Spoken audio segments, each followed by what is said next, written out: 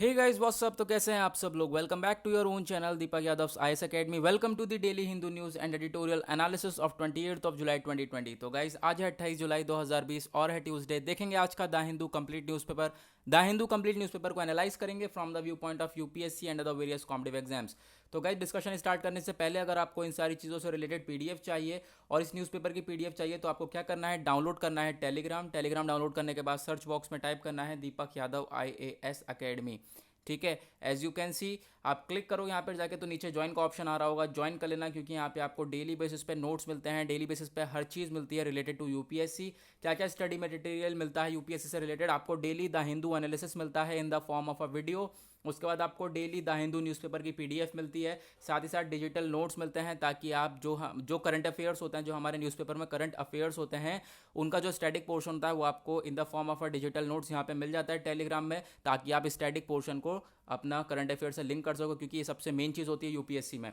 उसके बाद NCERT class 6 to 12 आपको प्रोवाइड कर दी जाती है, पीडीएफ वगैरह सब यहाँ पर अपलोड हो रही है धीरे धीरे। उसके बाद डेली आंसर राइटिंग चल रही है, स्टैंडर्ड बुक्स के ऊपर काम चल रहा है, आप फ्री गाइडेंस ले सकते हैं और दीपक यादव आईएएस एकेडमी को इन सारी प्लेटफॉर्म्स पे फॉलो कर सकते हैं टेलीग्राम पर, और यूट्यूब चैनल सब्सक्राइब कर सकते हैं। उसके बाद आप यहाँ पर दीपक_1004 के नाम से अकाउंट है मेरा, आप यहाँ पर मुझे फॉलो कर सकते हैं। साथ ही साथ फेसबुक अकाउंट है दीपक यादव के नाम से, आप मुझसे यहाँ सारी जगह पर जुड़ सकते हैं और हमेशा अपडेट रहने के लिए। तो उसके बाद कल जो हमने क्वेश्चन दिया था, बेहतरीन बेहतरीन आंसर आ रहे हैं और मैं जो आंसर्स होते हैं वो मैंने टेलीग्राम में पोस्ट कर देता हूँ। ठीक है, तो ऐसे ही आप आंसर लिखते रहिए। आज भी एक क्वेश्चन है, उसके ऊपर देखेंगे कैसे कैसे आंसर्स आते हैं। तो गाइज आंसर ज़रूर लिखते रहना।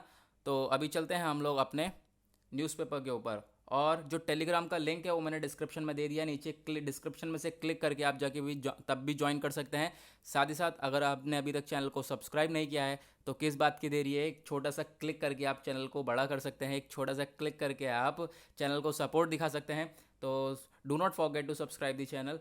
तो चलते हैं आगे, हम देखते हैं पेज नंबर 1 पे कौन कौन सी न्यूज़ है which we have to discuss. यहाँ पर सबसे पहले हम लोग बात करते हैं इस वाले न्यूज़ की, इस वाले आर्टिकल की। तो ये भी इतना कोई खास नहीं है, जो रफ़ाल है वो यहाँ पर इंडिया में आ रहे हैं उसके ऊपर यहाँ पर न्यूज़ है कि वहाँ से जो है रफ़ाल जो है वो टेक ऑफ हो चुके हैं। तो यहाँ पर पहले भी आर्टिकल आया था कि जो जुलाई की एंड तक है रफ़ाल यहाँ पर आ जाएंगे, तो उसी के रिगार्डिंग आर्टिकल है। और पेज नंबर 1 पे कोई इंपॉर्टेंट आर्टिकल नहीं है। और उसके बाद पेज नंबर 2 भी यहाँ पर खाली जाएगा, उसमें भी कोई इंपॉर्टेंट आर्टिकल नहीं है। पेज नंबर 3 पर भी नहीं है। पेज नंबर 4 पर आते हैं, पेज नंबर 4 पर आता है हमारा ये वाला आर्टिकल। ये वाला आर्टिकल है इंपॉर्टेंट है। अब यहाँ पर आप देखोगे कि ये जो आर्टिकल ये इंपॉर्टेंट नहीं है, बट जो most important thing in this entire article is RTI. जो आरटीआई है, राइट टू इन्फॉर्मेशन एक्ट, ये है क्या, इसके बारे में जानना काफ़ी ज़्यादा ज़रूरी है। और तो उसके लिए जो नोट्स हैं वो टेलीग्राम में डाल दिए हैं, इसका जो स्टैटिक पोर्शन है, तभी आप यहाँ पर अच्छी तरीके से लिंक कर पाएंगे अगर आपको स्टैटिक चीज़ें पता होंगी। तो चलते हैं हम लोग। अब यहाँ पे मैंने आरटीआई के बारे में दे दिया है, जीएस 2 में आएगा हमारा आरटीआई, राइट टू इन्फॉर्मेशन। तो ये है क्या, इसके बारे में चलते हैं बात करने के लिए। सबसे पहले ये act of the parliament of India है, जो कि सेट आउट करता है काफ़ी सारे रूल्स और प्रोसीजर्स लेकर आता है रिगार्डिंग सिटीज़न, यानी कि हमारे लिए कोई रूल्स हैं, कुछ प्रोसीजर्स हैं। और नाम से समझ में आ रहा होगा राइट टू इन्फॉर्मेशन, यानी कि हमें हक है कि हम इन्फॉर्मेशन मांग सकें अपने गवर्नमेंट से। साथ ही साथ ये रिप्लेस करी गई थी एक former freedom of information act 2002। Important चीज़, अगर आपसे क्वेश्चन आए जो हमारा आरटीआई किसको रिप्लेस करके आया है, तो सबसे पहले आपको याद रखना है फ्रीडम ऑफ इंफॉर्मेशन एक्ट 2002 को रिप्लेस करके हमारा आरटीआई आया है। उसके बाद यहाँ पर ये काम होता है कि जो भी हमारे सिटीज़न हैं, कोई भी सिटीज़न हो, वो रिक्वेस्ट कर सकता है पब्लिक अथॉरिटी से, यानी गवर्नमेंट से या बॉडी ऑफ गवर्नमेंट से यहाँ पे रिक्वेस्ट कर सकता है कि जो भी वो इन्फॉर्मेशन मांगे, यानी कि कुछ इन्फॉर्मेशन के लिए रिक्वेस्ट कर सकता है कि इन्फॉर्मेशन का आउट करा जाए। ठीक है, जैसे कि अभी हमारा पीएम केयर से रिलेटेड चल रहा है कि पीएम केयर का फंड जो है उसके लिए पब्लिक कहती है यहाँ पर कि जो है इसको आउट करा जाए, उसके लिए काफ़ी ज़्यादा आरटीआई वगैरह की गई थी। तो इसके लिए क्या होता है कि यहाँ पर अगर उसने क्या करा, अगर पब्लिक ने, कोई भी सिटीज़न ने यहाँ पर इन्फॉर्मेशन के लिए आरटीआई चार्ज कर दी, तो उसके बाद क्या करना होगा, गवर्नमेंट को विद इन 30 डेज़ यहाँ पर रिस्पांस देना होगा, रिप्लाई करना होगा। और अगर कोई यहाँ पे कुछ बड़ा मैटर है तो उसके रिगार्डिंग विद इन 48 आवर्स में यहाँ पर इसको गवर्नमेंट को रिप्लाई करना होगा। जो ये एक्ट है वो उसमें जो है एवरी पब्लिक अथॉरिटी जो है यहाँ पर क्या होता है, कहा क्या गया है, यानी कि जितनी भी हमारी पब्लिक अथॉरिटी हैं, जितनी भी हमारी गवर्नमेंट अथॉरिटी हैं, उनको क्या करना चाहिए, अपना जो रिकॉर्ड है उसको कंप्यूटराइज कर देना चाहिए। ठीक है, डिजिटल का कर देना चाहिए कंप्यूटर में, कि जो भी यहाँ पर अगर पब्लिक को चाहिए होगा, जो भी इन्फॉर्मेशन की भी सिटीज़न को चाहिए होगी, देन वो सर्च करे और वो इन्फॉर्मेशन ले। और यहाँ पर ये बार बार ये जो है रिक्वेस्ट वाला सिस्टम ख़त्म हो जाएगा फिर। और साथ ही साथ यहाँ पे जो ये लॉ है ये पास करा गया था पार्लियामेंट के द्वारा जून 15 2005 में। साथ ही साथ यहाँ पर ये वर्किंग में कब आया था, वर्किंग में आया था 12 अक्टूबर 2005 में। हर दिन याद रखना, हर दिन 4800 आरटीआई एप्लीकेशन फाइल करी जाती हैं। और यहाँ पर पिछले यहाँ पे 10 ईयर्स में, ठीक है, फर्स्ट 10 ईयर्स में जब ये हमारा लागू हुआ था तो फर्स्ट 10 ईयर्स में तो आप देखोगे तो यहाँ पर इतनी सारे एप्लीकेशंस जो हैं ये फाइल करी गई। अब ये आरटीआई है, ये एक फंडामेंटल राइट है हर सिटीज़न ऑफ इंडिया का, ठीक है, फंडामेंटल राइट है, तो ये काफ़ी ज़्यादा इंपॉर्टेंट हो जाता है हमारे लिए, तो आप इसको याद रखना, ठीक है। तो ये हो गया, हमने कवर करा आरटीआई के बारे में, जितनी भी इंपॉर्टेंट चीज़ें थी वो हमने आरटीआई के बारे में कवर कर ली। अगर आपको अभी भी कोई क्वेश्चन उठते हैं तो आप मुझे नीचे कमेंट सेक्शन में बता सकते हैं। चलते हैं आगे पेज नंबर 5 पे। पेज नंबर 5 पे कोई इंपॉर्टेंट आर्टिकल नहीं है। अब आते हैं हम लोग पेज नंबर 6 के ऊपर, दैट इज़ एडिटोरियल। एडिटोरियल होता है हमारे यूपीएससी के पॉइंट ऑफ व्यू से इंपॉर्टेंट, बट मेंस और प्रीलिम्स के, लेकिन बाकी जो पेजेस होते हैं अपार्ट फ्रॉम द एडिटोरियल वो भी काफ़ी ज़्यादा इंपॉर्टेंट होते हैं प्रीलिम्स के पॉइंट ऑफ व्यू से। तो हम सारा का सारा डिस्कस करते हैं। सबसे पहले हम बात करें कौन से एडिटोरियल की, तो हम लोग पहले ये वाला एडिटोरियल देखते हैं। Needed a map for India's foreign policy. जो इंडिया की फॉरेन पॉलिसी है, इंडिया कैसे कैसे जो नेबरहुड जिसकी कंट्रीज़ हैं उसके जो रिलेशंस चल रहे हैं इस टाइम में और पास्ट टाइम में कैसे चल रहे थे, अभी इस समय ख़राब चल रहे हैं, तो उसके रिगार्डिंग इंडिया को एक फॉरेन पॉलिसी चाहिए। एक यहाँ पर अच्छी तरीके से काम करना होगा, ठीक है, एक यहाँ पर एक जो है सॉल्यूशन लेकर चलना पड़ेगा ताकि हम लोग क्या करें, इन चीज़ों से जो है इन चीज़ों को टैकल कर सकें। सबसे पहले हम देखें ये वाला आर्टिकल में बेसिकली बात क्या हो रही है। इंडिया जो है, पहले अगर हम इसकी वो देखें, इसकी जो रिलेशंस देखें तो काफ़ी ज़्यादा अच्छे थे। अगर हम हिस्टोरिक देखें, जैसे कि हमारा ऐतिहासिक रिलेशंस देखें इसके, तो नेपाल के साथ टाइज काफ़ी ज़्यादा अच्छे थे, ठीक है, श्रीलंका बांग्लादेश के टाइज काफ़ी ज़्यादा अच्छे थे। इन्वेस्टमेंट वगैरह जो है हमारा अफगानिस्तान के साथ काफ़ी अच्छा था। और आप देखोगे तो ये सारी चीज़ें हम लोग के जो है दोनों के रिलेशंस में, चाइना के साथ हमारे रिलेशंस काफ़ी अच्छे थे। लेकिन फिर हुआ क्या, हुआ ये कि अभी काफ़ी ज़्यादा सिचुएशन देखी बॉर्डर में, देखी बॉर्डर जो हमारा LAC है, लाइन ऑफ एक्चुअल कंट्रोल में, ठीक है, वहाँ पे चाइनीज़ आर्मी क्या हुई, वहाँ पे चाइनीज़ आर्मी घुस के आई, तो वहाँ पर काफ़ी ज़्यादा सिचुएशन दिखी। और फिर वो सिचुएशन ऐसे बिगड़ी कि हमारे सारे ही जितनी भी नेबर कंट्रीज़ है उससे सिचुएशन बिगड़ती हुई चली गई। नेपाल देखोगे, नेपाल ने अपना क्या करा, न्यू मैप के लिए बार बार यहाँ पर स्कोर करा गया अपना, अपने जो कॉन्स्टिट्यूशन में अपने क्या करा था उसने उसमें बता दिया कि जो नेपाल है वहाँ पे नेपाल की जो दो जगह हैं, ठीक है, सॉरी, इंडिया की जो दो जगह थी, ठीक है, इंडिया के में यहाँ पर दो प्लेसेस हैं, लिपू लेक और काला पानी, है ना, चलो याद आ गई प्लेसेस, ठीक है। तो फिर क्या है, नेपाल इसे अपनी प्लेस बता रहा था कि नेपाल की हैं ये दोनों जगह, तो उसके रिगार्डिंग यहाँ पर दोनों के बीच में इशू उठा। फिर अभी देखोगे अभी तो काफ़ी सारे इशू चल रहे हैं, ठीक है, क्योंकि नेपाल क्या है वो भी कहने पे चल रहा है चाइना के। फिर उसके बाद यहाँ पे इंडिया का रिलेशन जो है आप देखोगे काफ़ी ज़्यादा ख़राब हुआ, ठीक है, नेपाल से ख़राब हुआ। फिर उसके बाद देखोगे चाइना से तो ख़राब है ही है, श्रीलंका से काफ़ी ज़्यादा ख़राब हुआ। श्रीलंका में काफ़ी ज़्यादा पैसा वगैरह डाल रहा है चाइना, काफ़ी ज़्यादा लोन वगैरह में उसे काफ़ी ज़्यादा डाल दिया है, काफ़ी ज़्यादा इन्वेस्टमेंट कर रहा है, तो जो है हमारा वहाँ से श्रीलंका से रिलेशन ख़राब है इस समय। साथ ही साथ बांग्लादेश से ख़राब है। बांग्लादेश से क्यों ख़राब है इस समय, सिटीजनशिप अमेंडमेंट एक्ट के लिए, CAA के दौरान। उसके साथ यहाँ पर अफगानिस्तान से रिलेशन ख़राब है। साथ ही साथ आप ईरान से देखोगे, ईरान से भी ख़राब हो चुका है रिलेशन, किस तरीके से कि जो अभी यहाँ पे चाबार पोर्ट से, यहाँ पे चाबार से जायदान तक रेलवे लाइन बनाने को कहा जा रहा था, उसके लिए जो साइन करा गई थी, वो एग्रीमेंट साइन करा गया था इंडिया के द्वारा, वो 2016 में करा गया था। उसके बाद अभी तक कोई अमाउंट दिया नहीं गया, क्योंकि इंडिया के द्वारा उसमें कहा गया था कि अमाउंट पैसा इंडिया लगाएगा, फाइनेंशियल सपोर्ट इंडिया देगा और वो रेलवे लाइन बनाएगा, ठीक है, ताकि जो ट्राइलेटरल रिलेशन कनेक्ट हो सकें। ट्राइलेटरल यानी कि ईरान, अफगानिस्तान और हमारा इंडिया, ठीक है। तो यहाँ पर ये था, अभी यहाँ पर कुछ स्टेप इसके रिगार्डिंग उठाया नहीं है, तो इसी के लेकर बात हो रही है कि रिलेशन यहाँ भी ख़राब हो गए।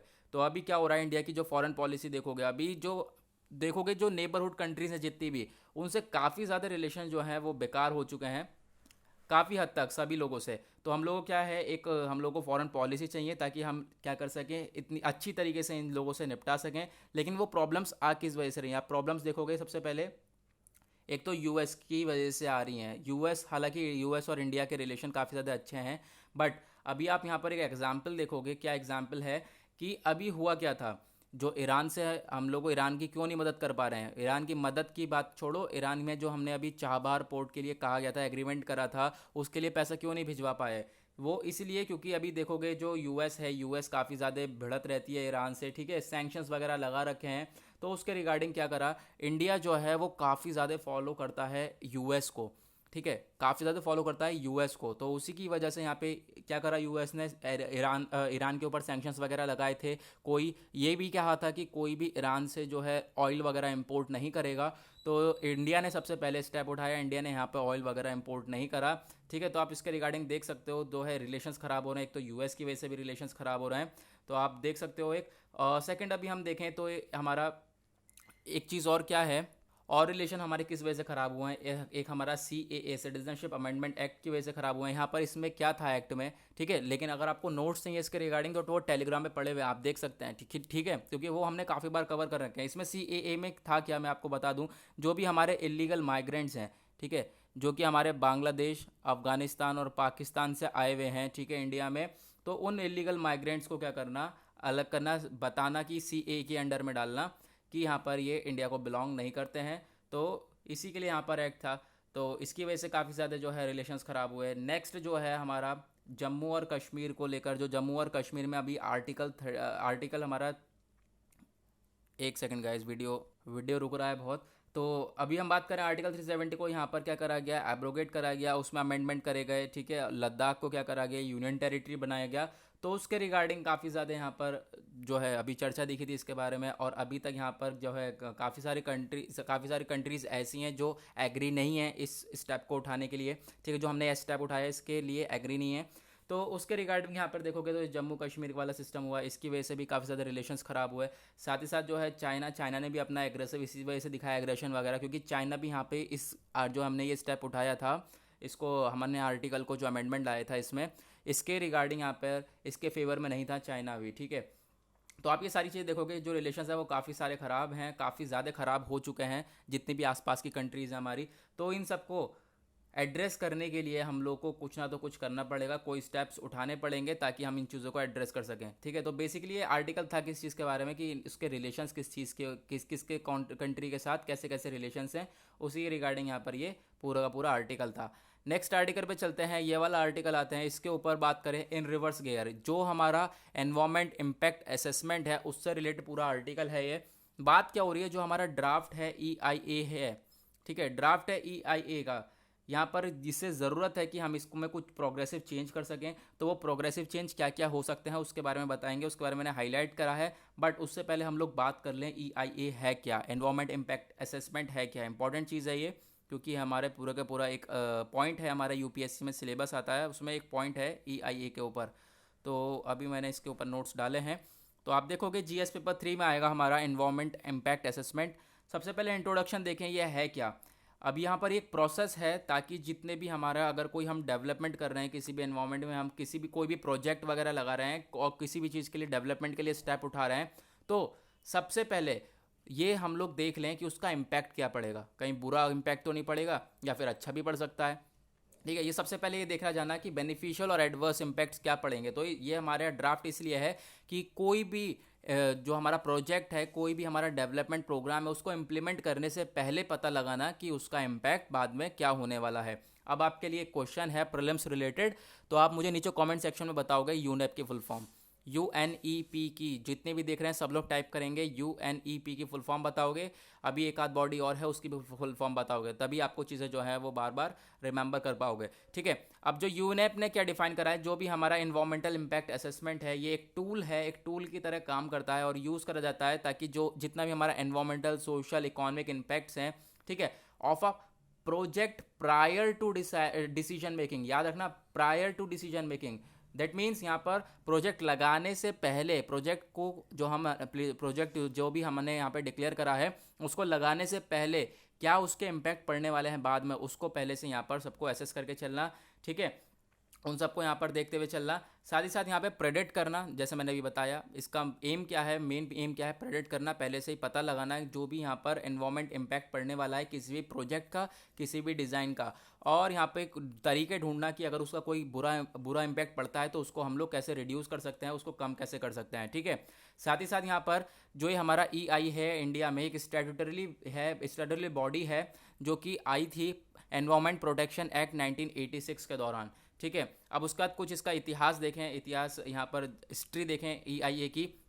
तो जो इंडिया है वो एक्सपीरियंस करता है EIA को 20 साल पहले से ही, ठीक है। 1967 और 1967 77 यहाँ पर 1976 से 77 में यहाँ पर स्टार्ट हुआ था, ठीक है। जब प्लानिंग कमीशन ने बोला था department of science and technology से कि जो रिवर वैली प्रोजेक्ट है उसको एग्जामिन करा जाए फ्रॉम एन एनवायरमेंट एंगल, यानी कि अभी यहाँ पर क्या करा गया था, कुछ प्रोजेक्ट वगैरह लगाया जा रहा था, तो उसके रिगार्डिंग यहाँ पर कि पहले से ही कोई डिसीजन वगैरह लिया जाए और कुछ यहाँ पर चीज़ें जो है पहले से यहाँ पर आगे के लिए प्रेडिक्ट करी जाए, तो उसके लिए हमारा ये EIA चालू हुआ था और आज भी इसी के लिए यहाँ पर काम करता है। 27 जनवरी 1994 को जो यूनियन मिनिस्ट्री ऑफ एनवायरनमेंट और फॉरेस्ट है, under the environment protection act 1986, जैसे हमने अभी इसके बारे में बात किया था, तो इन्होंने यहाँ पर क्या बताया, इन्होंने क्या करा, जो एनवायरमेंट क्लियरेंस था EC, उसको मैंडेटरी कर दिया कि कोई भी अगर यहाँ पर एक्टिविटी होती है, कोई भी प्रोजेक्ट वगैरह लगता है, ठीक है, जो कि शेड्यूल 1 ऑफ द नोटिफिकेशन में यहाँ पर आता है, ठीक है, कोई भी प्रोजेक्ट वगैरह लगता है तो ये मैंडेटरी है कि उसकी पहले एक बार एनवायरमेंट क्लियरेंस करी जाए, ठीक है।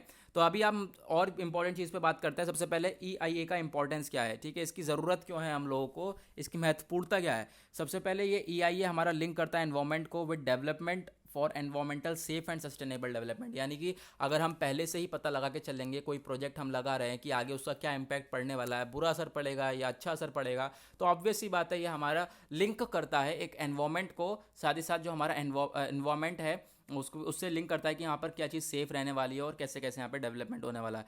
साथ ही साथ यहाँ पे EIA हमारा प्रोवाइड करता है एक कॉस्ट इफेक्टिव मेथड, यानी कि एक हम लोगों से समझ लो थोड़ा कम पैसों वाला, यहाँ पर कम पैसों में जो है चीज़ें हो जाती हैं, ताकि जो मिनिमाइज़ करा जा सके adverse impact of developmental projects, यानी कि जितने भी यहाँ पर बुरे असर बुरा इम्पैक्ट होगा डेवलपमेंटल प्रोजेक्ट का उसको कम कर सके।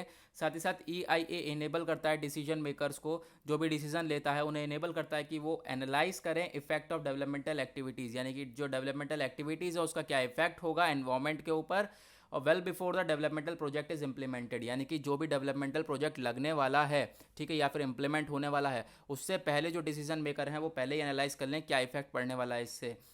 उसके बाद EIA एनकरेज करता है हमें कि जो भी हमारे मिटिगेशन स्ट्रेटजीज़ हैं डेवलपमेंट प्लान में उसको देखा जाए, यानी कि जितने भी अगर कोई बुरा असर पड़ता है या फिर यहाँ पर एडवर्स इम्पैक्ट होते हैं तो उसको कैसे हम लोग टैकल कर पाएंगे, उसके रिगार्डिंग स्टेप भी उठाया जाता है। साथ ही साथ EIA मेक श्योर करता है जो डेवलपमेंटल प्लान है एनवायरमेंट, ये काफ़ी ज़्यादा एनवायरमेंटली साउंड हो, यानी कि हमारा प्रकृति फ्रेंडली हो, एनवायरमेंटल फ्रेंडली कहते हैं ना, एनवायरमेंट फ्रेंडली, तो वो प्रकृति से हमारे फ्रेंडली हो ज़्यादातर, और यहाँ पर कोई वैसा चीज़ें ना हो कि हमारे एनवायरमेंट को जो है बुरा असर पड़े, तो उसके लिए यहाँ पर काम करता है। कुछ हमारी कमियां हैं या ये प्रोसेस की जो एप्लीकेबिलिटी है उसके ऊपर यहाँ पर देखा जाए तो एप्लीकेबिलिटी काफ़ी ज़्यादा यहाँ पर वीकेंड है, तो उसे यहाँ पर देखनी पड़ेगी, उसे स्ट्रेंथ करना पड़ेगा। साथ ही साथ पब्लिक हियरिंग होती है, पब्लिक कमेंट्स यहाँ पर नॉट कंसीडर्ड, जो पब्लिक हियरिंग्स है वो यहाँ पर नहीं है, ठीक है। उसके बाद उसके बारे में हम बात करें, जो data collectors do not pay respect to the indigenous local knowledge of local people, यानी कि जो डेटा कलेक्टर्स है, जो डेटा कलेक्ट करते हैं वो रिस्पेक्ट पे नहीं करते जो इंडिजीनियस नॉलेज है हमारे लोकल लोग हैं, यानी कि अगर आप अपने एरिया में रह रहे हो तो आपको जो है अपने एरिया की ज़्यादा नॉलेज होगी, मुझे कम होगी, तो मैं जब डेटा कलेक्ट करने आऊँगा तो यहाँ पर क्या होगा, वो लोग रिस्पेक्ट पे नहीं करते जो दूसरा बंदा होता है, ठीक है। तो उसके बाद यहाँ पर आप देखोगे क्वालिटी और जो एक हमारी कमी है उसकी क्वालिटी काफ़ी ज़्यादा बेकार है EIA की, तो उसके रिगार्डिंग यहाँ पर बात हो रही है, ठीक है। अब हम चलते हैं वापस अपने आर्टिकल पे। बात क्या हो रही है यहाँ पर कि कुछ प्रोग्रेसिव चेंजेस करने को बात हो रही है। प्रोग्रेसिव चेंजेस क्या क्या होंगे, जैसे कि रिप्लेस कर रहे हैं एग्जिस्टिंग EIA नोटिफिकेशन ऑफ 2006। जो प्रोपोज्ड प्रोविजन है यहाँ पे क्या बता रहा है कि मिनिस्ट्री जो है has gone to great length to reduce और even remove public participation, जो पब्लिक का पार्टिसिपेशन है उसको रिमूव करा जाएगा। साथ ही साथ यहाँ पर और क्या चीज़ें देख रहे हैं आप, जो हमारा ये ड्राफ्ट है EIA, अब इसको क्या करा जाएगा, इंडिपेंडेंट करा जाएगा। सबसे मेन याद रखना, इंडिपेंडेंट एक्सपर्ट ओपिनियन, ठीक है, इंडिपेंडेंट रहेगा। अब किसी से कोई यहाँ पर जो है कोई वैसे रोक टोक नहीं रहेगी, इंडिपेंडेंट ओपिनियन रहेगा। साथ ही साथ यहाँ पर आप देखोगे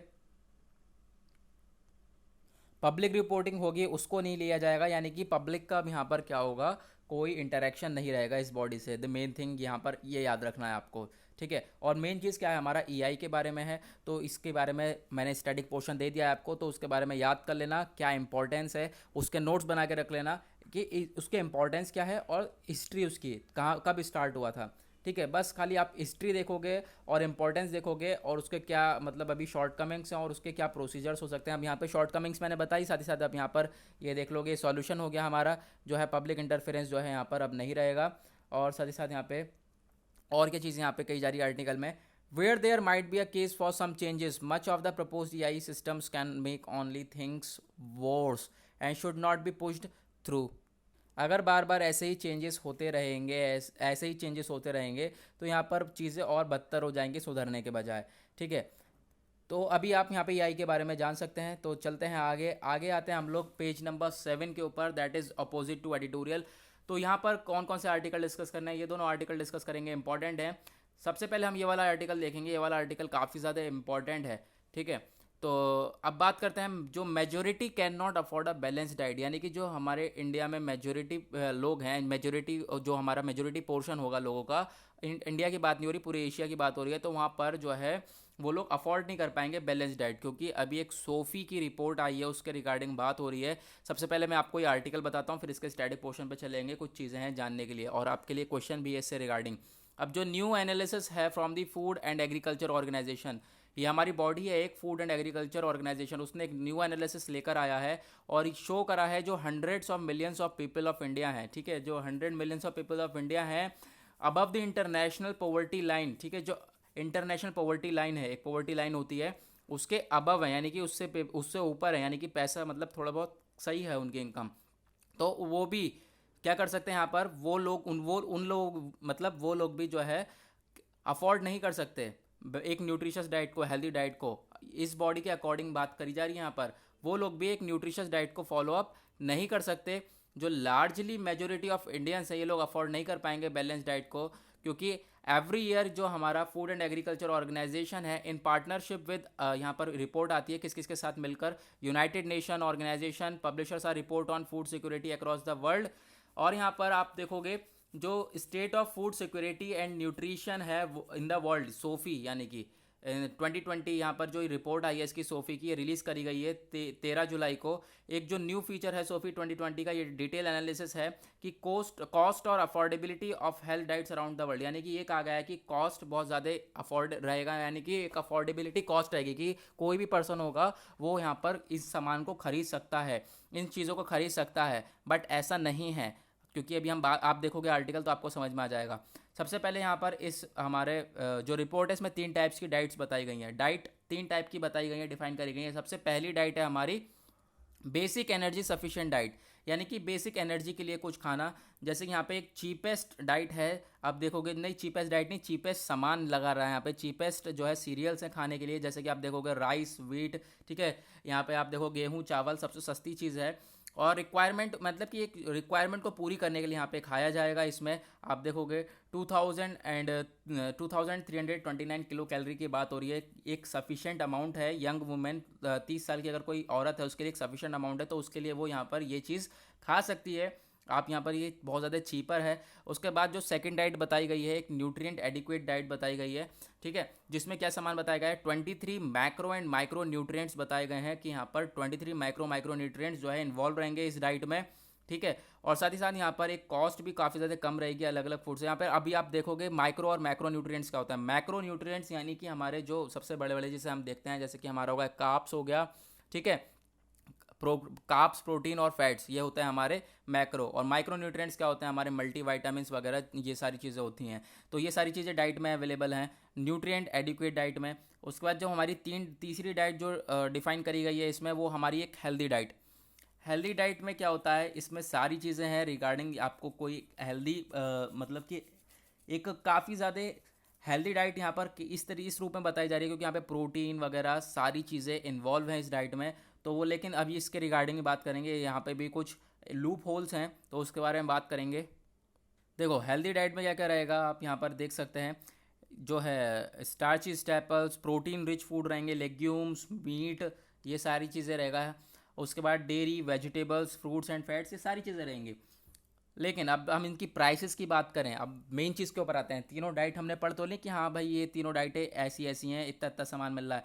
अब प्राइस की बात करें, फर्स्ट जो हमारी डाइट थी, ठीक है, फर्स्ट जो हमारी डाइट थी एनर्जी सफिशिएंट डाइट, जिसमें हम सस्ती सस्ती चीज़ें खा रहे हैं, गेहूँ चावल खा रहे हैं, ठीक है, तो उसको आप हम डिफाइन करें तो वो हमारा $1.9 पर डे बैठ रही है, 1.9 डे पर डॉलर यहाँ पे।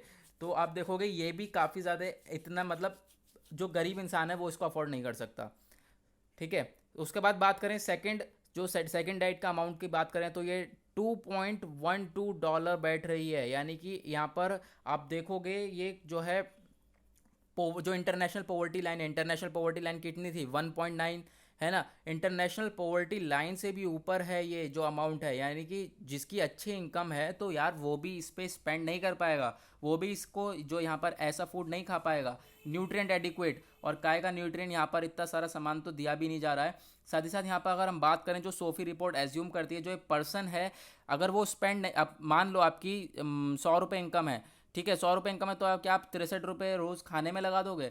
बिल्कुल नहीं। और बाकी जो 37 रुपये आपको बाकी चीज़ों के लिए चाहिए होंगे, बिल्कुल नहीं, ऐसा नहीं होगा, क्योंकि इनकम आप सारी की सारी खाने पे ही थोड़ी ना लगाओगे। तो आप देखोगे कि जो हमारी ये दूसरी वाली डाइट है, सेकंड न्यूट्रिएंट एडुकेट डाइट, ठीक है, इसमें क्या है, जिसमें माइक्रो और मैक्रो न्यूट्रिएंट्स थे, तो इस ये भी काफ़ी ज़्यादा कॉस्टली बैठ रही है। जो थर्ड डाइट है, थर्ड डाइट की कॉस्ट तो काफ़ी ज़्यादा बैठ रही है, 4.7, यहाँ पर 4.7 डॉलर पर डे बैठ रही है। तो ये काफ़ी ज़्यादा हो गई, और यहाँ पे जो है मोस्टली लोग इसको अफोर्ड नहीं कर पाएंगे। इस आर्टिकल में ये चीज़ें बताई जा रही हैं। और यहाँ पे हेल्दी डाइट, किस बात की हेल्दी डाइट यार, क्योंकि जो हमारा लास्ट जो थर्ड वाली डाइट हो रही है, थर्ड वाली डाइट की बात हो रही है, हेल्दी डाइट क्यों कहा जा रहा है इसमें, क्योंकि थोड़ा थोड़ा तो चलो हेल्दी चीज़ें दे रहे हैं, बट जो मुट्ठी भर भर के मतलब थोड़ी थोड़ी चीज़ें मिल रही है, एक मुट्ठी भर चीज़ें मिल रही हैं। 30 ग्राम सीरियल मिल रहे हैं, 30 ग्राम मतलब 30 ग्राम दाल मिल रही है, 30 ग्राम मीट, क्या होगा 50 ग्राम अंडे, 100 ग्राम milk, 100 gram vegetables and fruit and 5 gram of oil a day. यानी कि मतलब कि क्या बहुत ही ज़्यादा कम सामान मिल रहा है इतने पैसे में। तो यहाँ पर ये भी काफ़ी ज़्यादा अनअफोर्डेबल रहने वाली है, ठीक है। तो ये जो डाइट्स यहाँ पे बताई गई हैं, लेकिन अभी आपको इसके रिगार्डिंग और भी चीज़ें जाननी है तो उसके लिए चलते हैं टेलीग्राम पर। टेलीग्राम पर इसके बारे में मैंने काफ़ी सारी चीज़ें डाली हैं, इसका रिपोर्ट वगैरह जो थे वो मैंने सारी चीज़ें पहले तो हम लोग बात करते हैं फूड एंड एग्रीकल्चर ऑर्गेनाइजेशन की। ये इसने रिपोर्ट जांच करी है, इसने ये जो सोफ़ी रिपोर्ट लेके आई है, सोफ़ी नाम है रिपोर्ट का, इसके बारे में बताएंगे। तो इस बॉडी के बारे में बात करते हैं। जो फूड एंड एग्रीकल्चर ऑर्गेनाइजेशन है, एक स्पेशलाइज एजेंसी है यूनाइटेड नेशन की, जो कि लीड्स करती है international efforts to defeat hunger, यानी कि जो भूखमरी है, भूख है, उसको कम करा जाए, उससे लड़ा जाए, उसके लिए बॉडी आज काम करती है। इसका हेडक्वार्टर कहाँ पर है, मेन थिंग है ये रोम में, ठीक है, इटली में, रोम में यहाँ पर इसका जो है हेडक्वार्टर है। साथ ही साथ ये फाउंड कब करी गई थी, 16 अक्टूबर 1945 को ये फाउंड करी गई थी। इसका गोल क्या है, गोल है कि जो फूड सिक्योरिटी को अचीव करना और मेक श्योर करना जो पीपल हैं, जो लोग हैं, वो हाई क्वालिटी का फूड ले सकें, ठीक है। अब यहाँ पे जो आता है हमारा जो न्यूज़ में इस समय, जो सोफ़ी है, सोफ़ी यानी कि state of food security and nutrition in the world, SoFi report 2020, ये जो रिपोर्ट आई है इसमें यहाँ पर मैंने आपको सारी चीज़ें बता दी हैं कि क्या क्या चीज़ें हैं। जैसे कि अभी हमने बात कर ली कितने कितने यहाँ पर, अभी सबसे मेन थिंग यहाँ पर हमने जो आर्टिकल में डिस्कस नहीं किया है वो है around 8 to 13 crore people globally like to go hungry this year.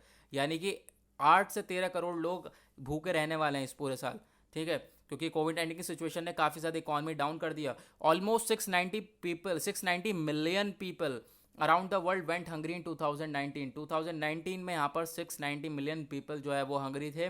उसके बाद यहाँ पर आप देखोगे जो ये हंगर है ऐसे ही कंटिन्यू होता रहेगा, कंटिन्यू होता रहा है 2014 से, और आने वाले टाइम में भी कंटिन्यू होता रहेगा अगर सिचुएशन सही से टैकल नहीं करी जाएगी तो। कुछ फैक्ट्स हैं, अगर हम करंट एस्टिमेट देखें 2019 का तो 21.3 यानी कि 14.4 crore of children under 5 years were stunted, ठीक है, ये सब भूखे भूखे यहाँ पर रहे, इतने इतने यहाँ पर।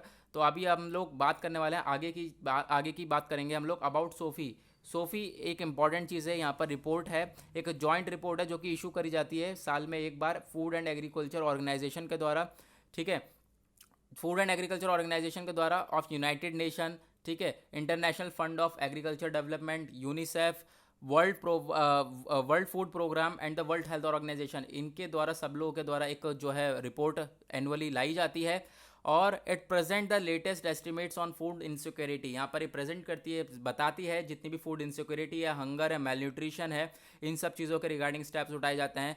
ये जो 2020 का एडिशन है ये कंटिन्यू कर रहा है, ये चीज़ बता रहा है कि ये हमारा जो फूड सिक्योरिटी को लेकर है और जो मेल न्यूट्रिशन है वो ऐसे ही चलने वाला है आगे, क्योंकि यहाँ पर इतना कॉस्टली चीज़ लेकर आए हैं। यहाँ पर आप देख सकते हो काफ़ी ज़्यादा कॉस्टली है ये सारा, कि जो आम लोग हैं वो यहाँ पर इसको अफोर्ड नहीं कर पाएंगे, ठीक है। अभी हम बात करें अफोर्डेबिलिटी ऑफ हेल्दी डाइट्स की, कि यहाँ पर ये अफोर्डेबिलिटी हो सकती है, यहाँ पे नहीं हो सकती। जो हमारा फर्स्ट डाइट है वो अफोर्ड बिल्कुल नहीं, यहाँ पर अफोर्ड जो है वो काफ़ी ज़्यादा कम कर जाएगी, ठीक है। क्योंकि यहाँ पे आप अफोर्ड नहीं कर सकते, क्योंकि इतना महंगा बैठ रहा है और लोगों की इनकम है नहीं, और इतना ज़्यादा वो रोज़ का इतना पैसा खर्च थोड़ी ना करेंगे अपनी डाइट के ऊपर। सेकंड भी यहाँ पे जो सेकंड डाइट है वो भी अनअफोर्डेबल है हमारे लिए। तो बात क्या हो रही है कि इन चीज़ों के ऊपर ध्यान देना पड़ेगा। साथ ही साथ हमारा एक प्रधानमंत्री गरीब कल्याण अन्न योजना है, ये भी ऑफर कर रही है क्या चीज़ें, नवंबर तक ऑफर कर रही है। 5 किलो गेहूं और 1 किलो हमारे चना वगैरह दे रहे हैं ताकि प्रोटीन की कमी पूरी करी जाए। लेकिन 1 किलो चने से क्या होगा, ठीक है। तो इसके रिगार्डिंग के स्टेप उठाना पड़ेगा, स्टेप्स तो उठाने पड़ेंगे। तो आप यहाँ पर आपके लिए एक क्वेश्चन है, और वो क्वेश्चन आपको जो है इसका आंसर लिख के भेजना है। इलुसिडेट करना है बैलेंस डाइट अकॉर्डिंग दी सोफी रिपोर्ट। सोफी रिपोर्ट के अकॉर्डिंग बैलेंस डाइट बतानी है आपको पूरी, जो सोफी रिपोर्ट 2020 आई है, ठीक है। तो सोफी रिपोर्ट के बारे में पहले बताओगे आप, फिर उसने जो बैलेंस डाइट्स बताई है उसके बारे में, फिर जो इंडिया में सिचुएशन है इस समय न्यूट्रिशन को लेकर उसके बारे में, तभी आपका एक आंसर बेस्ट आंसर बन सकता है। तो चलते हैं आगे। नेक्स्ट आर्टिकल है हमारा ये वाला। नेक्स्ट आर्टिकल ये वाला है, ये हमारा इंडिया और श्रीलंका के रिलेशंस के ऊपर है कि इंडिया और श्रीलंका के रिलेशंस पास्ट टाइम में, पिछले टाइम में काफ़ी ज़्यादा अच्छे थे, बट अभी यहाँ पर जो है ख़राब हो चुके हैं, इतने ज़्यादा अच्छे नहीं हैं। फिर जो चाइना की वजह से, क्योंकि अभी चाइना काफ़ी ज़्यादा पैसा वगैरह देता है और चाइना ने काफ़ी ज़्यादा लोन वगैरह दे रखा है। अभी आप देखोगे जो इंडिया और श्रीलंका है वो यहाँ पर काफ़ी ज़्यादा रिलेशंस इसके पहले काफ़ी ज़्यादा अच्छे हैं। कमर्शियली रिलेशन देखोगे, जो ट्रेड है दोनों का ये काफ़ी ज़्यादा अच्छा था। आप देखोगे 2015 और 17 तक इसका ट्रेड रिलेशन $5.3 बिलियन का था। फिर उसके बाद यहाँ पे जो इंपोर्ट था फ्रॉम कंट्री वेयर $7.743 मिलियन का था। यानी कि ट्रेड जो रिलेशन है वो काफ़ी ज़्यादा अच्छा था। बट अभी हुआ क्या है, इशू क्या हो गया है, जो चाइना है, चाइना ने बिलियंस ऑफ डॉलर जो है लोन दे दिया है श्रीलंका को, और अब इन्हें झांसे में फंसा रखा है। अब लोन इतना दे रखा है कि श्रीलंका तो मानेगा ही बात, श्रीलंका करेगा, ठीक है। तो अब यहाँ पे ज़रूरत क्या है, इंडिया को फोकस करना है अपनी कल्चर के ऊपर, और अपनी जो है इंडिया श्रीलंका से टाई को स्ट्रेंथ करने में, टाई को मेंटेन करने में अब ध्यान देना पड़ेगा। क्योंकि अभी सिचुएशन ऐसी आ गई है कि चाइना के अगेंस्ट समझ लो पूरा का पूरा वर्ल्ड है चाइना के अगेंस्ट। तो अब यहाँ पर इंडिया के पास ऑप्शन है, इंडिया के पास यहाँ पर चांस है कि जो अपनी जो यहाँ पर दोनों के बीच में टाई है उसको जो है मजबूत कर सकता है इंडिया श्रीलंका के साथ, ठीक है। यहाँ पर इसी के बारे में आर्टिकल की, जो यहाँ पर अपनी अब जो टाई है दोनों के बीच में रिलेशन है उनको और ज़्यादा जो है स्ट्रेंथन कर सकता है इंडिया। अब चलते हैं आगे, उसके बाद नेक्स्ट पेज पे आते हैं। नेक्स्ट हमारा है 8th, और उसके बाद यहाँ पर आपको बताना है कमेंट सेक्शन में एनआईए के बारे में बताओगे। एक तो आप बताओगे यूएनईपी के बारे में, उसके बाद एनआईए के बारे में, दोनों के बीच में, दोनों के लिए यहाँ पर आप कमेंट करोगे दोनों के बारे में जल्द से जल्द। उसके बाद नेक्स्ट आर्टिकल हमारा conservationist related age tigers number app. यहाँ पे इसके बारे में हमने पहले भी आर्टिकल पढ़ा था कुछ दिन पहले, जो टाइगर की संख्या है वो बढ़ गई है, तो उसके रिगार्डिंग यहाँ पे आर्टिकल है। तो इसमें हमारी दो चार चीज़ें इंपॉर्टेंट है, उसके बारे में बात करेंगे। टाइगर की संख्या बढ़ गई है वो तो है। अब यहाँ पे एक टाइगर सेंसस देखें तो सबसे पहले यहाँ पर एक रिजर्व की बात आती है, नागार्जुन सागर श्रीशैलम टाइगर रिजर्व। ये इंपॉर्टेंट रिजर्व है क्योंकि रिजर्व हमारे काफ़ी ज़्यादा इंपॉर्टेंट होता है यूपीएससी के पॉइंट ऑफ व्यू से। लेकिन यहाँ पर देखा गया है जो टाइगर की जो पॉपुलेशन है, बिग कैट है, वो राइज हो गई है। कहाँ पे हुई है, इस रिजर्व में, ठीक है, इस रिजर्व में हुई है। तो यहाँ पर ये काफ़ी ज़्यादा इंपॉर्टेंट हो जाता है रिजर्व। तो रिजर्व के बारे में मैंने काफ़ी सारी चीज़ें डाल दी हैं टेलीग्राम पर, आप देखोगे ये हमारा जीएस पेपर 3 में आएगा, कंजर्वेशन टॉपिक आएगा। ये एक लार्जेस्ट टाइगर रिजर्व है इंडिया का, आपको याद रखना है, NSTR, ठीक है। ये एक लार्जेस्ट टाइगर रिजर्व है इंडिया का। उसके बाद यहाँ पर इसका हिस्टोरिकल बैकग्राउंड देखोगे तो ये नोटिफाई करा गया था इन द ईयर ऑफ 1978, और आया था protection of project tiger in 1983 में यहाँ पर इसको लाया गया था। 1992 में इसको टाइटल जो है वो बदल दिया गया था, इसका टाइटल, और नाम क्या दे दिया गया दोबारा, Rajiv Gandhi wildlife sanctuary नाम दिया गया। इसके जोग्राफिकल एस्पेक्ट देखें, जो टाइगर रिजर्व है ये स्प्रेड है 5 डिस्ट्रिक्ट तक, 5 डिस्ट्रिक्ट में यहाँ पे पूरा फैला हुआ है, आंध्र प्रदेश एंड तेलंगाना। और यहाँ पर आप बात करोगे जो मल्टीपर्पज़ रिजर्वॉयर है, श्रीशैलम एंड नागार्जुन सागर, ये लोकेटेड है रिजर्व, ठीक है, located in the reserve. Multipurpose reservoir जो है वो उसको लगा रखा है। साथ ही साथ जो कृष्णा रिवर है यहाँ पर, ये कट करती है इस रिजर्व के बेसिन को। अगर हम बात करें इसमें पेड़ पौधे और जानवर कैसे कैसे रहते हैं, तो सबसे पहले अगर हम फौना की बात करें, कैसे जानवर रहते हैं यहाँ पर, तो जानवर देखोगे आप, जैसे कि यहाँ पर लेपर्ड हो गया और रस्टी स्पॉटेड कैट हो गई। टाइगर तो हैं ही हैं, टाइगर की संख्या ही बड़ी है। साथ ही साथ पेंगोलिन, मगर, क्रोकोडाइल्स, इंडियन रॉक पाइथन, ये सारे हमें जानवर मिलते हैं। और साथ ही साथ यहाँ पर अभी हम बात करें फ्लोरा की, पेड़ पौधे देखोगे तो वाइड वैरायटी ऑफ श्रब्स मिलते हैं। साथ ही साथ जो बैम्बू होता है, बांस वगैरह, ये सारी चीज़ें यहाँ पर ग्रो करी जाती है। एक इंपॉर्टेंट पिक्चर मैंने आपके लिए दी है यहाँ पर, टाइगर रिजर्व में हमारे सारे जितने भी टाइगर है इंडिया के, वो मैंने सबके सब यहाँ पर जो है मेंशन्ड है, ये पिक्चर मैंने शेयर कर दी है। उसके बाद यहाँ पर जो हमारा अभी नागार्जुना श्रीशैलम टाइगर रिजर्व है, उसके बारे में बात करें तो वो हमारा यहाँ पर लोकेटेड है, ठीक है, यह है हमारा।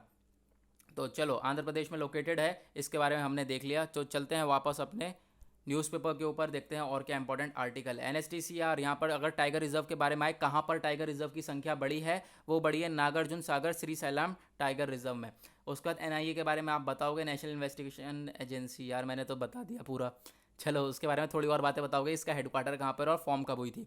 उसका नेक्स्ट आर्टिकल यह है कि जो इजराइल और इंडिया है, दोनों के बीच में रिलेशन काफ़ी ज़्यादा अच्छे हो रहे हैं। दोनों की क्या कर रहे हैं, एक स्टेप उठाया है दोनों ने कि जो कोविड-19 की टेस्टिंग है उसको यहाँ पर उसको और बढ़ाया जाएगा। रैपिड टेस्टिंग लाई जाएगी, यानी कि 30 सेकंड के अंदर टेस्ट आ जाए, 30 सेकंड के अंदर पता चल जाए, टेस्टिंग हो जाए कोविड-19 की। तो उसके रिगार्डिंग ये दोनों मिलकर काम कर रहे हैं। उसके बाद नेक्स्ट न्यूज़ क्या है, यहाँ पे जो 5 रेपाल्स हैं वो यहाँ पर आ रहे हैं फ्रांस से, उसके बारे में बात हो रही है, जो हमने भी पेज नंबर 1 पे डिस्कस किया।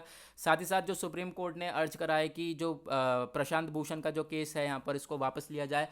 ठीक है, अब प्रशांत भूषण वाला केस मैंने कल आपको बिल्कुल डिटेल में समझाया है। अगर आपने दोबारा सुनना है तो आप जाके पिछला वाला जो यानी कि कल वाला है 27 जुलाई का एनालिसिस दोबारा सुन सकते हैं। साथ ही साथ यहाँ पे जो टाइज़ हैं इंडिया और बांग्लादेश के, वो ज़्यादा ख़राब हैं इस समय। और एक चीज़ और क्या बताई जा रही है यहाँ पर, आप देखोगे किसके द्वारा बताएगा, बांग्लादेश फॉरेन मिनिस्टर के द्वारा कहा गया है, we will not allow this temple construction. जो अयोध्या में टेम्पल बन रहा है उसके रिगार्डिंग यहाँ पे बात हो रही है कि हम लोग अलाउ नहीं करेंगे इस कंस्ट्रक्शन को करने के, इस टेम्पल को बनाने के लिए, जो कि टाई को हर्ट करने वाला है। यानी कि इंडिया और बांग्लादेश की टाई जो रिलेशन है वो ख़राब हो जाएंगे अगर यहाँ पर ये टेम्पल बनेगा तो। चलो उसके बाद आगे चलते हैं और देखते हैं क्या इंपॉर्टेंट आर्टिकल्स हमारे लिए। नेक्स्ट आता है जो चाइना ने भी बंद कर दिया यूएस का कॉन्सुलेट। कॉन्सुलेट क्या होता है, डिप्लोमेटिक ऑफिसेस होते हैं। ठीक है, जो चेंगडू में था, चेंगडू में यूएस का कॉन्सुलेट था, वो यहाँ पे बंद कर दिया और यूएस ने चाइना का बंद कर दिया। तो दोनों के रिलेशंस काफ़ी ज़्यादा ख़राब हो गए हैं। नेक्स्ट आर्टिकल है हमारे लिए, ये भी काफ़ी ज़्यादा इंपॉर्टेंट है, हमारा पेज नंबर 14 पर है। जो ये अनसॉल्व मिस्ट्री थी यहाँ पे, जो अभी 100 एलिफेंट थे यहाँ पे, ये मर गए थे। ठीक है, कहाँ पर, बोत्सवाना में। ठीक है, बोत्सवाना कहाँ पर है, अफ्रीका में है। तो यहाँ पर हमारा जो है एलिफेंट्स की डेथ हो गई थी, अभी आपको रिसेंटली न्यूज़ कवर करी थी हमने। तो हुआ क्या है यहाँ पर, अभी इसके रिगार्डिंग कुछ सिचुएशन पता नहीं चल रही कि यहाँ पे हुआ क्यों था। ऐसा कहा जा रहा है वायरल इन्फेक्शन, पॉइजनिंग, ये रीजंस हो सकते हैं, बट यहाँ पे कोई कंफर्मेशन नहीं है। बट लेकिन यहाँ पे कंटिन्यू रिसर्च जारी है कि ऐसा हुआ क्यों है। तो चलो मैं आपको इंपॉर्टेंट चीज़ बताता हूँ। जो एलिफेंट डेथ हुई है बोत्सवाना में, GS2 में आएगा, कंजर्वेशन से रिलेटेड। कि मैं आपको दिखा देता हूँ सबसे पहले उसमें, ये हो गया हमारा अफ्रीका। ठीक है, आप यहाँ पे देख सकते हो, ये हो गया अफ्रीका। ये पूरा अफ्रीका है। अफ्रीका में यहाँ पर कहाँ पे बोत्सवाना लोकेटेड है, ये आप देख सकते हो, बोत्सवाना लोकेटेड यहाँ पर है। तो अभी आपने देख लिया। और बोत्सवाना में भी कौन सी जगह है वो, ओकावांगो डेल्टा। ठीक है, ओकावांगो डेल्टा यहाँ पे एक one of the very few major interior delta system है जो कि फ्लो नहीं होता सी के साथ। ठीक है, उसके बाद यहाँ पे जो डेल्टा है, यहाँ पे जो डेल्टा की बात करें तो ये कवर करता है पार्ट ऑफ कलहारी डेजर्ट। यानी कि जो डेल्टा कवर करता है, कि जो कलहारी डेजर्ट है उसको कवर करता है ये वाला डेल्टा। साथ ही साथ अभी हम बात करें, ये होम है कुछ वर्ल्ड के मोस्ट इंडेंजर्ड स्पीशीज़, जो वर्ल्ड के काफ़ी ज़्यादा खतरनाक स्पीशीज़ हैं वो यहाँ पर रहते हैं इस डेल्टा में। वो कौन कौन सा, लार्ज मैमाल हो गए जैसे कि हमारे चीता, rhinoceros, black rhinoceros, African wild dog and lion, ये सारे यहाँ पे जानवर पाए जाते हैं। उसके बाद जो बोत्सवाना एक लैंडलॉक कंट्री है सदर्न अफ्रीका की, और इसकी जो टेरिटरी है 70% टेरिटरी कवर्ड है कलहारी डेजर्ट से।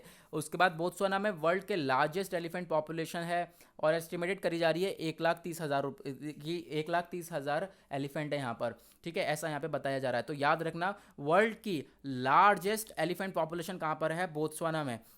उसके बाद ये एक अफ्रीकन की ओल्डेस्ट कंटिन्यूस डेमोक्रेसी है। तो बोत्सवाना हमने मैप में भी देख लिया। तो गाइज हमने कर लिया है आज का न्यूज़पेपर कवर। और अभी तक आपने चैनल को सब्सक्राइब नहीं किया है तो नीचे रेड कलर का बटन आ रहा होगा, सब्सक्राइब कर देना। और टेलीग्राम का लिंक मैंने डिस्क्रिप्शन में दे दिया है, टेलीग्राम को ज्वाइन कर लेना। और आंसर सब लोग लिखेंगे, और आंसर लिखने के बाद मुझे आप कहाँ पर भेजोगे, इंस्टाग्राम पे भेज सकते हो। इंस्टाग्राम पर के साथ साथ आप मुझे फेसबुक पर भी भेज सकते हो। इंस्टाग्राम आईडी यहाँ पर देख सकते हो आप, दीपक_10004 के नाम से मेरी आईडी है। अंडरस्कोर लगा हुआ है, नीचे डैश लगा हुआ है, तो आप यहाँ पर फॉलो कर सकते हैं और अपने आंसर भेज सकते हैं। और साथ ही साथ यहाँ पे दीपक यादव के नाम से मेरी फेसबुक आईडी है, तो आप यहाँ पर जाकर दोनों जगह मुझसे जुड़ सकते हैं और अपने आंसर भेज देना। अगर आप यहाँ पर आंसर लिखते हो तो आपका ही बेनिफिट यहाँ पर होने वाला है। तो गाइस ये सारी चीज़ें आपको फ्री में ज्वाइन कर लेना, फ्री में मिलती है, तो ज्वाइन कर लेना आप टेलीग्राम चैनल। साथ ही साथ एक चैनल को आप सपोर्ट दिखा सकते हो एक छोटा सा क्लिक करके। ठीक है, एक सब्सक्राइब का बटन आ रहा, उसे आप छोटा सा सिर्फ और सिर्फ क्लिक करना है। क्लिक करके आप यहाँ पर चैनल को बहुत बड़ा बना सकते हो। तो गाइस आज करते हैं, आज के यहाँ पे हो गया है एनालिसिस खत्म। मिलेंगे आप लोगों से कल, आज के लिए बाय बाय।